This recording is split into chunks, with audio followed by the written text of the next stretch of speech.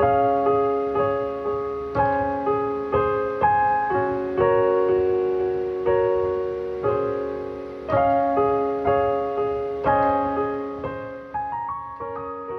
karunia dan damai sejahtera dari Allah Bapa kita dan dari anaknya Tuhan Yesus Kristus menyertai kamu sekalian. Amin. Shalom, saudara-saudari sahabatku semua di dalam nama Tuhan Yesus.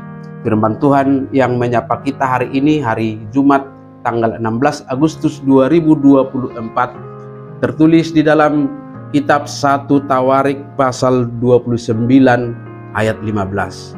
Mari sahabatku semua kita simak dan renungkan firman Tuhan yang menjadi kekuatan dan inspirasi untuk menjalani hari ini demikian.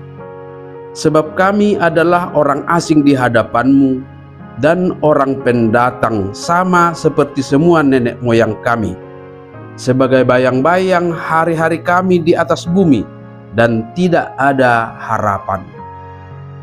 Ai halak dagang dohami di adopan di bohim, jala halak pangisua. Suang songon saluhut opunami, tudoson halinu sabingdo ari-ari nami di atas tanoon, jala dang adong sihirimon. Demikian firman Tuhan.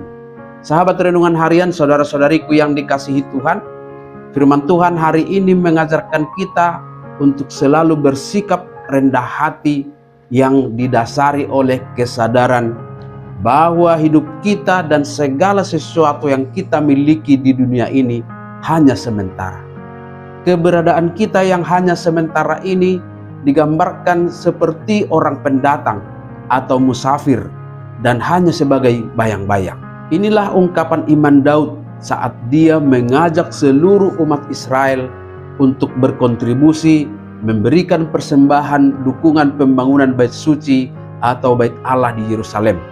Daud bersaksi dengan berkata, sebab kekayaan dan kemuliaan berasal daripadamu, dan engkaulah yang berkuasa atas segala-galanya. Dalam tanganmulah kekuatan dan kejayaan, dalam tanganmulah kuasa membesarkan dan mengokohkan segala-galanya.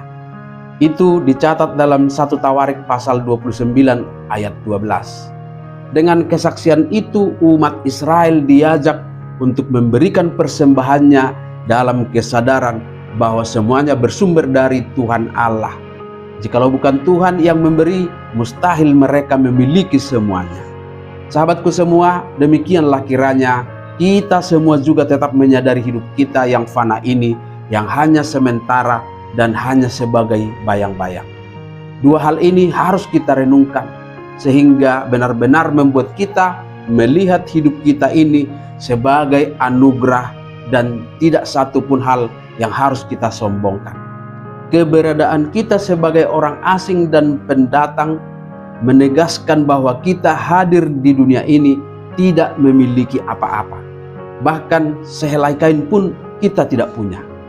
Kalau saat ini kita memiliki sesuatu, entah itu sedikit atau banyak, ingatlah sahabatku semua bahwa itu adalah pemberian Tuhan.